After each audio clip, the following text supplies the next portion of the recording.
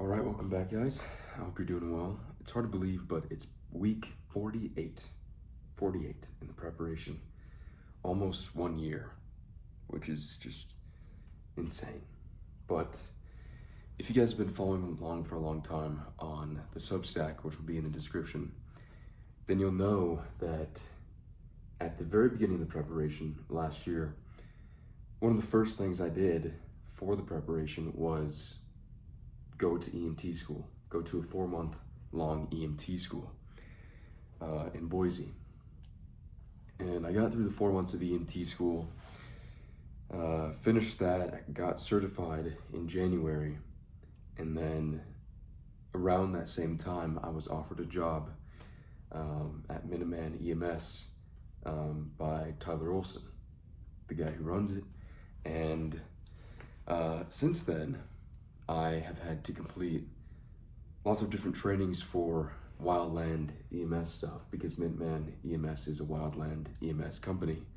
And so I had to do all the type 2 or wildland firefighter training, all the basic training. So I did the online stuff when I was in Uruguay.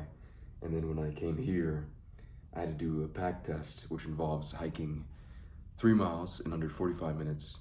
And then I also took the S-130 field day. And I think week 45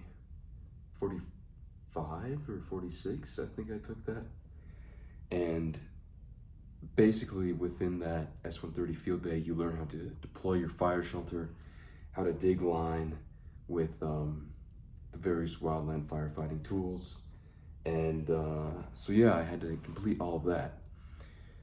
I was already a certified EMT at that point, but by completing that training, I was now able to get my red card, which would make me a type 2 firefighter, or give me type 2 firefighter qualifications. And one of the great events of this week was finally getting that certification and becoming an EMT firefighter. So that's pretty cool. That happened at the beginning of the week, and it was a good way to start the week off, that's for sure. So I started off with that. And then another thing at the very beginning of the week was, last week, I just spontaneously decided to figure out how to become a public notary.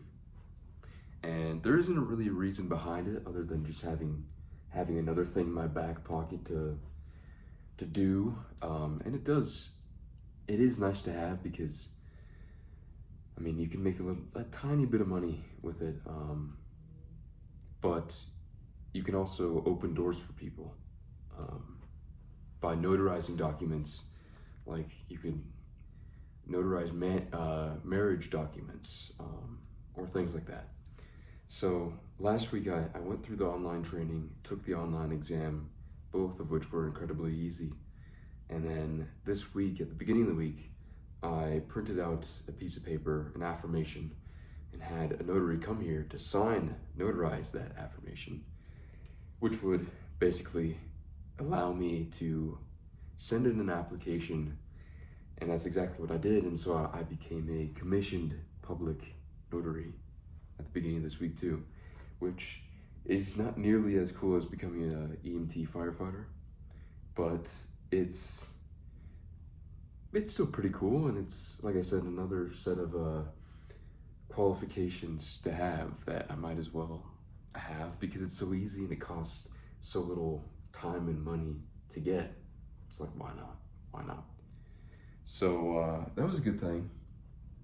And then a couple of weeks back, I met a man named Kirk out in the mountains, and Kirk had reached out to me because he had seen my Substack posts, and he offered that I go out to his ranch and learn horse and mule packing from him.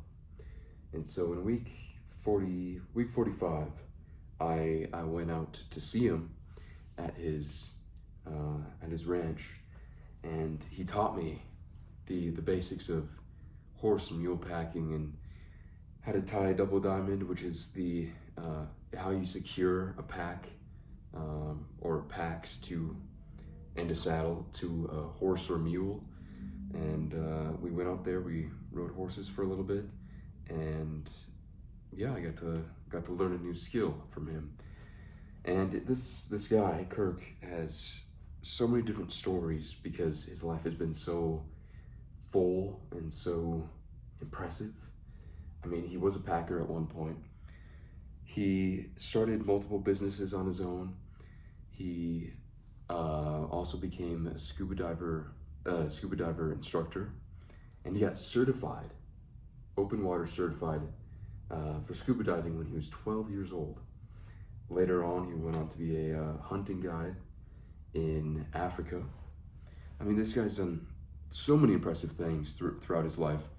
But it was interesting when he mentioned scuba diving, because one of my objectives for this year is to become an open water certified scuba diver.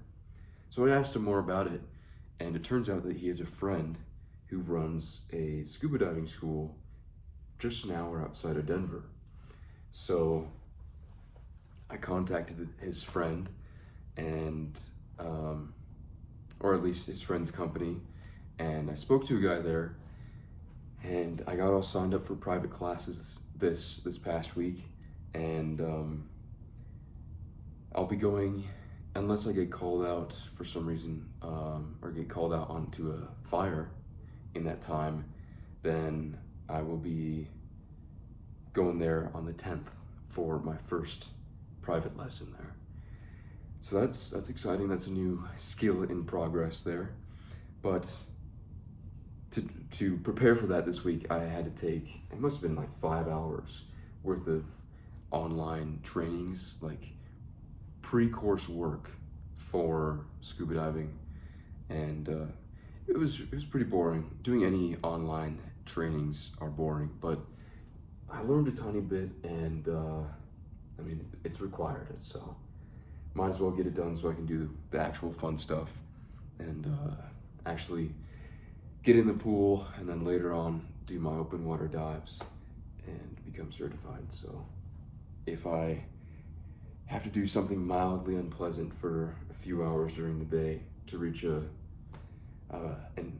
much greater end goal, then why not do it? So that was a good thing this week. And if you've been following along, last week I hiked my first 14,000 foot mountain. I think it was somewhere around like 14,000, it was 14,003 feet, so just barely there.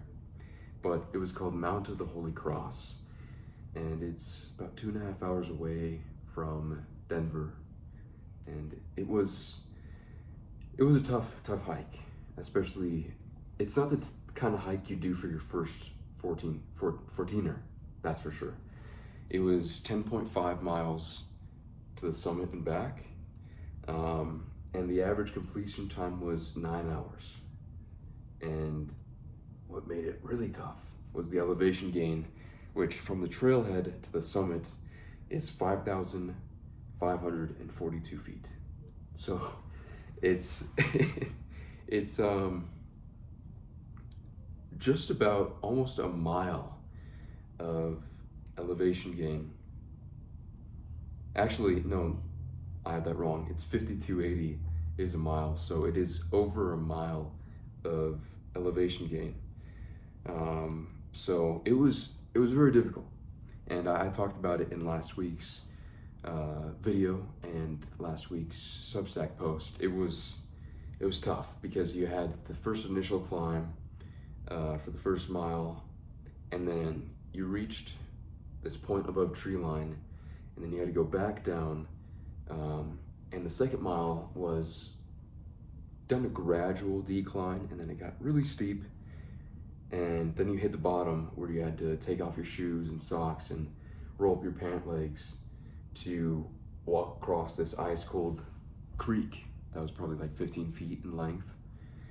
And then from there you have to hike up this insanely steep slope for the remainder of the hike, which is several miles at that point, which you have no idea. It's insane. It's insane how far a mile is up a mountain compared to a mile just walking down the road. It's completely different.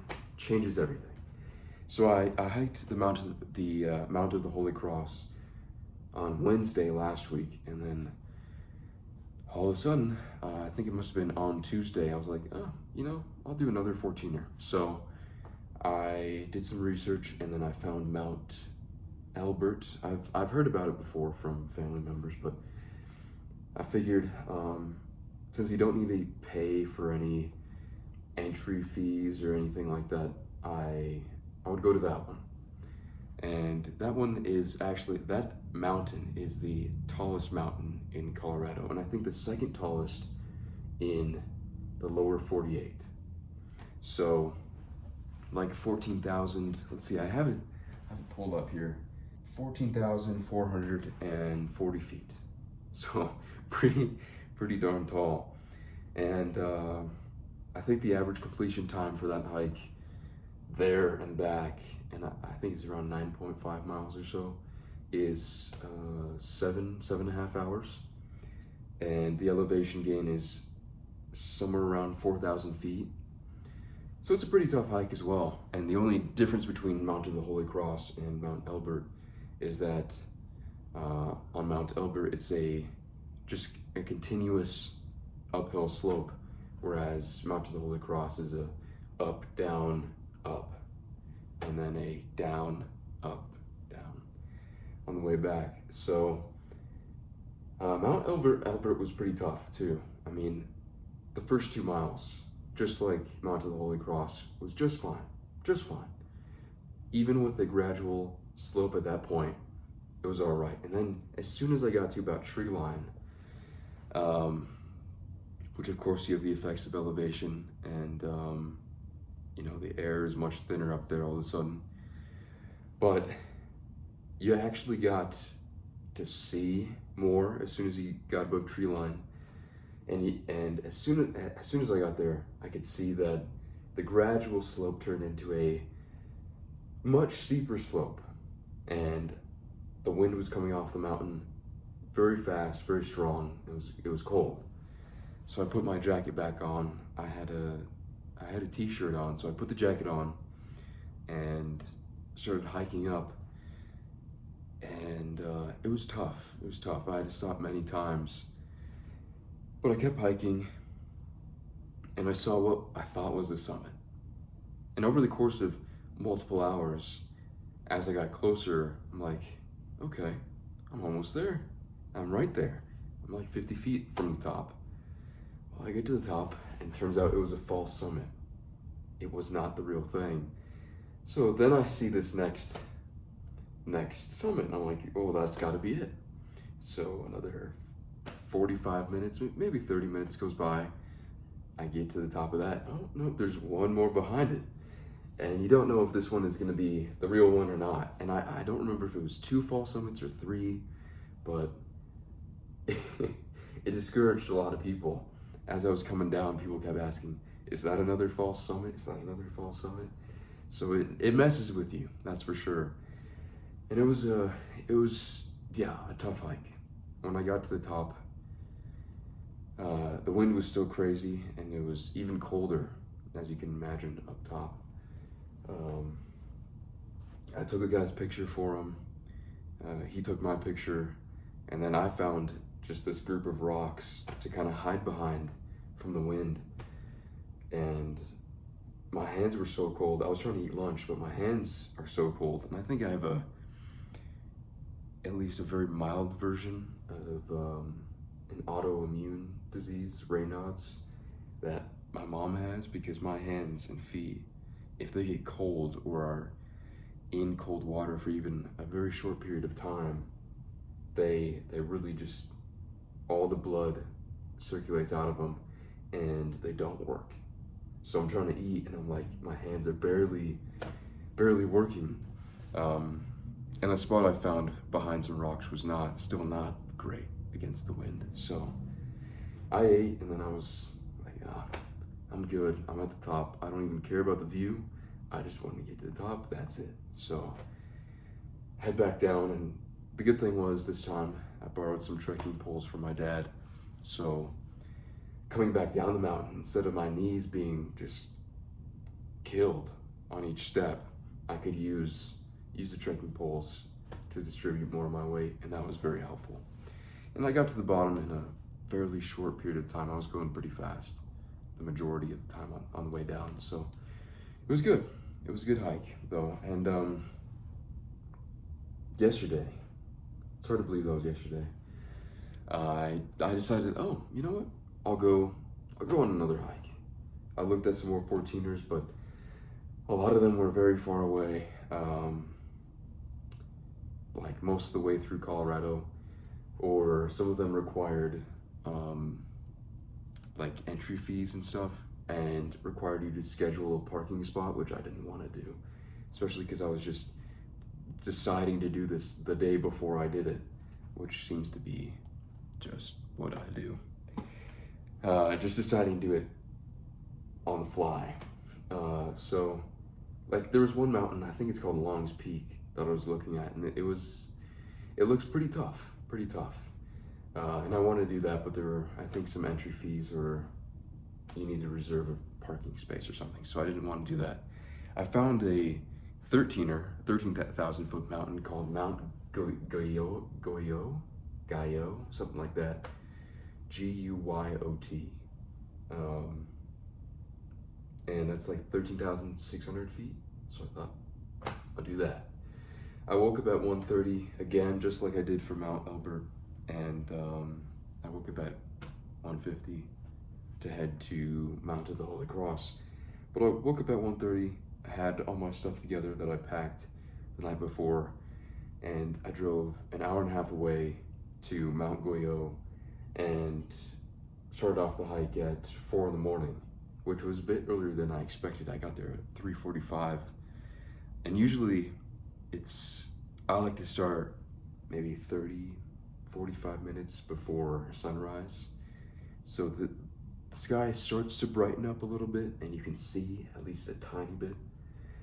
But I just didn't calculate well this time, and so I got there a little too early, at least in my opinion. But I had 2 headlamps with me. I thought, all right, we'll see how this goes. It was creepy though, because I got there, and walking in the woods alone with just a headlamp is a perfect beginning to a horror movie. Perfect. And I kept thinking about not so much bears, but mountain lions the entire time. So I kept scanning the tree line and looking behind me every minute or two, really, just to make sure I didn't see anything. And at one point there was a bush that when the light hit it from my headlamp, it looked like a mountain lion. It didn't have glowing eyes, and that should have been a signal to me that it's not bad.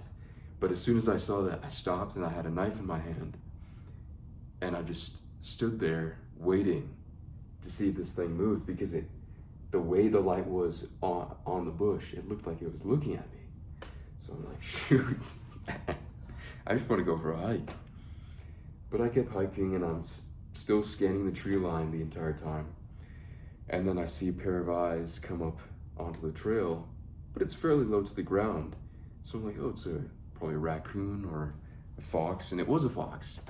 It was actually very cute because it came up to the side of me and then came up right in front of me 5 or 6 feet away and just looked at me. And it was really cute, actually. It was really cute. And it kept moving, and I kept walking, and it stopped to stare at me 1 or 2 times. And as I walked up the trail another 7 or 8 minutes, it followed me the entire way and then disappeared off the trail. And I had a video of it, but it got deleted off my phone somehow, so that's too bad, but that was cool. I hiked the rest of the way up, or not the rest of the way up, but most of the way up, and it was a piece of cake compared to the 2 14ers. Piece of cake. Very gradual slope, and it was only the last 5% of the hike that was tough. It just like the other ones, as soon as I got above tree line, it was a super steep slope, but this time the other problem I had to deal with was super loose rock that just made up the trail. So you had to walk on it the entire time. And so you were sliding and you had to make sure that you were leaning forward and you had to use your hands a lot, because if you slide down that, you're going all the way down, all the way down. So I kept going, and then eventually I see this long patch of ice, sheet of ice down this drainage, and I go, okay, interesting. Keep hiking, and then I realize, I look down at the trail map on my phone and I go, I'm gonna have to cross that. So I get up closer, and yeah, sure enough, I would have to cross 30 feet of ice to get to the rest of the trail, which was only 1 mile. 1 mile from the summit at this point. So I took out my knife. I don't have trekking poles with me this time, which was a mistake. I also don't have crampons, the things that go on the bottom of your shoes that have the little spikes in it to give you more traction. I didn't have any of that. So I thought, I'll just use my knife, and maybe that'll work. And so I plunged it into the ice. I walk out kind of on my side, kind of crouched down 4 feet. And then I realize I still have like 26 feet to go. And already being 4 feet out on the ice and unable to easily get back onto the solid ground, I'm like, man, even if I slip right now, I'm gonna slide down very fast, hundreds of feet, down into rocks at the bottom.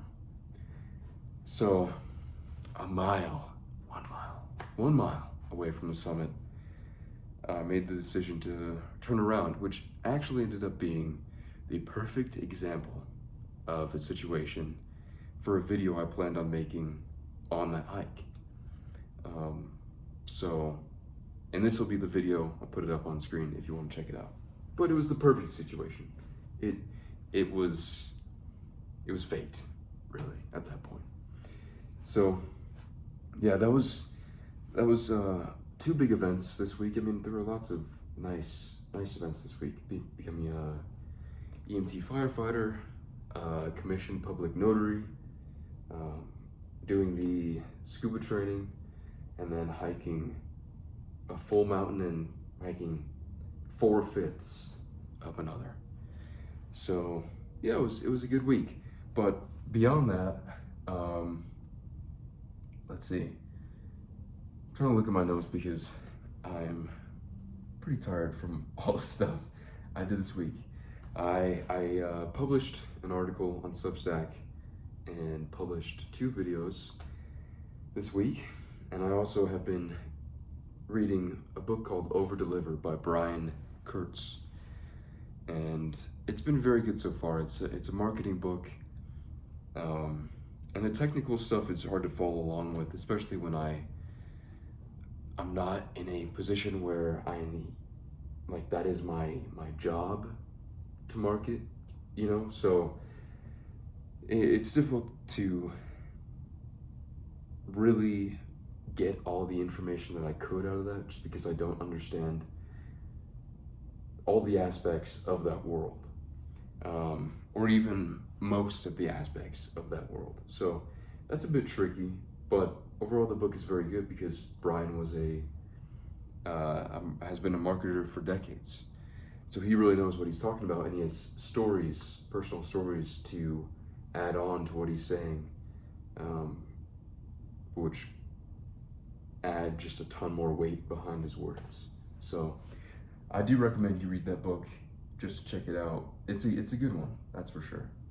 And then for the activities this week, I have, like I said last week, taken a break from chess because I was doing so poorly, and just started getting back to doing Spanish. So I did Spanish, 30 minutes of Spanish, 6 out of 7 days this week. And instead of doing Duolingo, which is kind of good for some added vocabulary, I went back to Michael Thomas's Spanish courses, which was recommended to me by JD Breen, who writes his own posts on Substack. And the Michael Thomas course is much better because he's actually sitting down with students and it's a recorded audio of those sessions. So you get to listen in, and I mean, Michael Thomas was a master of many different languages, so he's the guy you want to listen to for that. But I went to Brazilian Jiu-Jitsu 6 out of 7 days this week, and went to Muay Thai class once. They only hold it once every week at the BJJ gym that I go to. So, but I mean, even on the days where I hiked the 14er and the 13er, I still went to BJJ class that night. And today I went to 2 classes and an open mat. So I did three hours of BJJ. But it was a great week. BJJ has been going great. I received 2 stripes this week, just because I was due for them at this point. And that's another good accomplishment, because I had done BJJ for short periods of time in the past, but I'd never gotten far enough I'd never taken it seriously enough to actually make any sort of progress. So, which the stripes don't mean much and the belts don't mean much. It's what you actually know, what you actually can do. But I mean, I think if I keep up this pace, hopefully by the time I go back to Uruguay, I'll have a green belt. I think that's a good objective to have with BJJ in this time. And I think that's still possible even with the Wildland EMS stuff this summer, and doing that work and doing other things. I think that's still possible. But we'll see. This week in class we've been working on escapes from side control and also submissions from side control. So you have the Americana, the straight arm bar, and the Kimura. And we also worked on the Kimura trap, which if you don't know about any of this, just look it up, and it's good stuff to know. But once you're in the Kimura trap is where you either bring yourself over their head or you do a front roll over, and then when they try to sit up, you take their back. And that's been a whole lot of fun. But if you're on the bottom of side control, there's one escape you can do called the ghost escape, which I love. If you can do it really kind of stuns the person on top, because it's hard to register what just happened. I mean, basically, you use your legs as a pendulum to swing yourself out from underneath, while using your arms to bring yourself out from underneath of that too. So if you want to see that, just look up Ghost Escape BJJ, and it's awesome. It's awesome. It's an awesome escape. On top of that, I almost got my shoulder broken in class from a blue belt from another gym.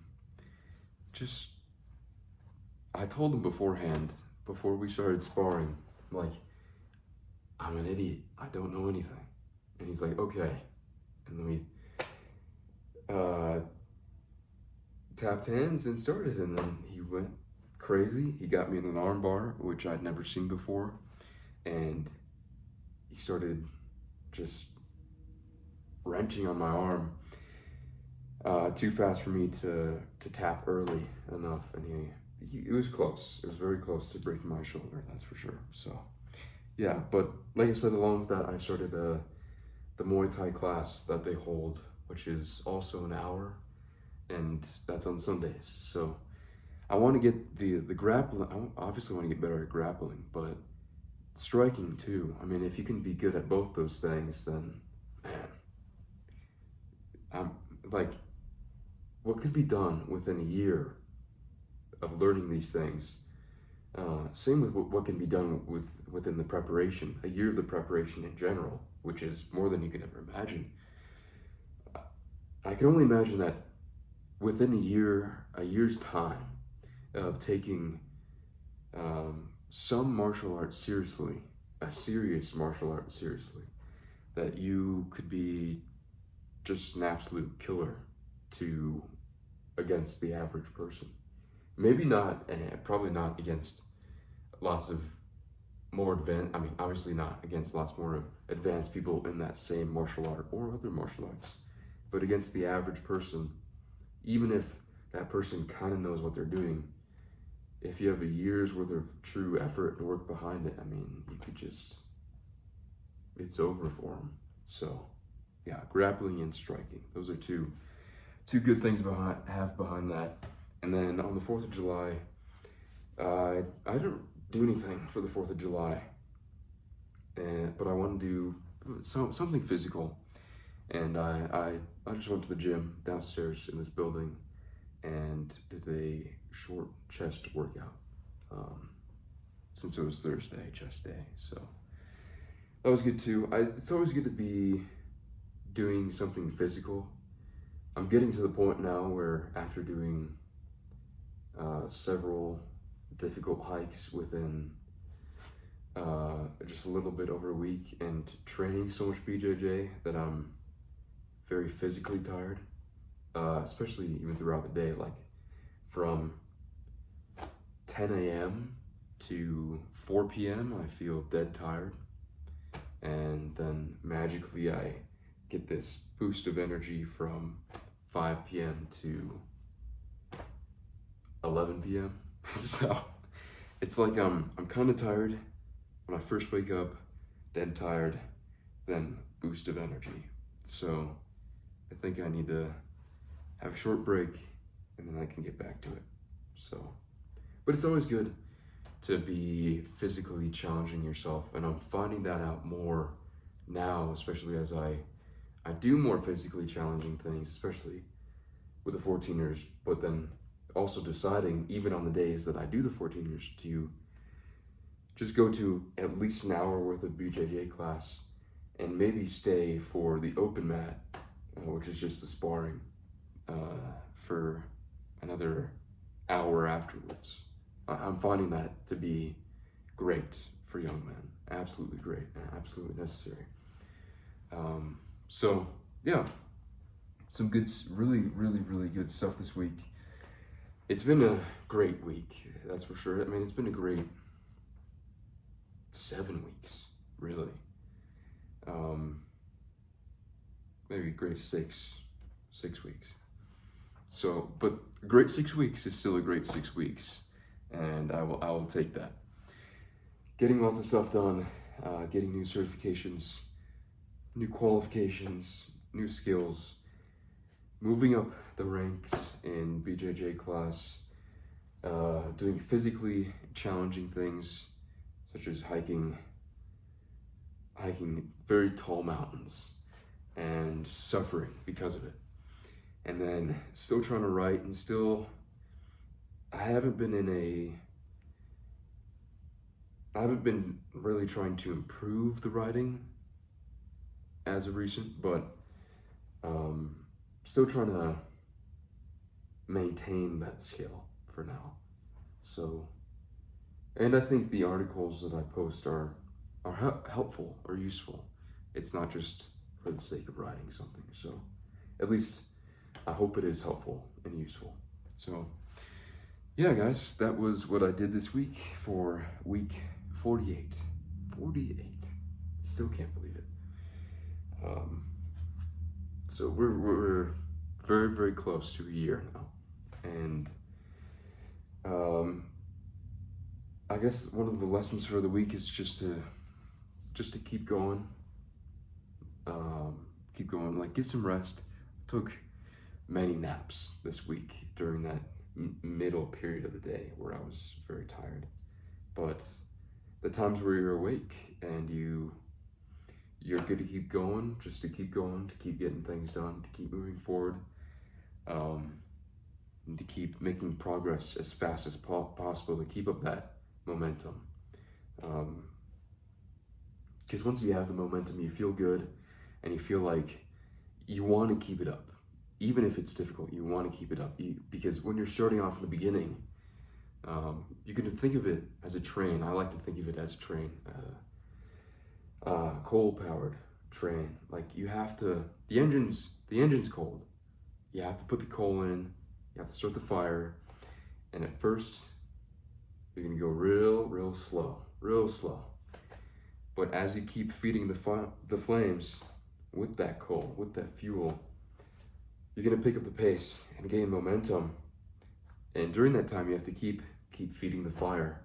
If you don't, you're gonna slow back down and have to start back up again.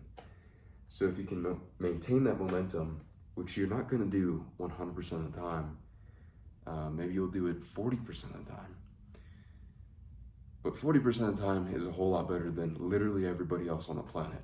Literally everybody else. I mean, if you watch people, you realize that they don't even try for the most part. They give 20%, maybe.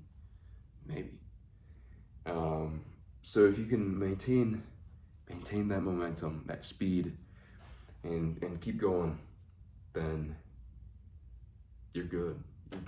So yeah, it was a good week. Hope you guys are doing well.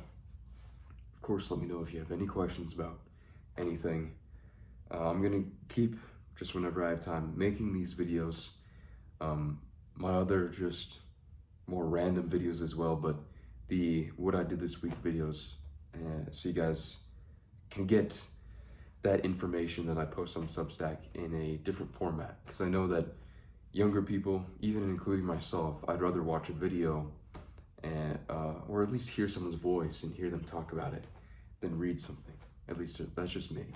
But yeah, hope you guys have a good day, and I'll see you guys next time.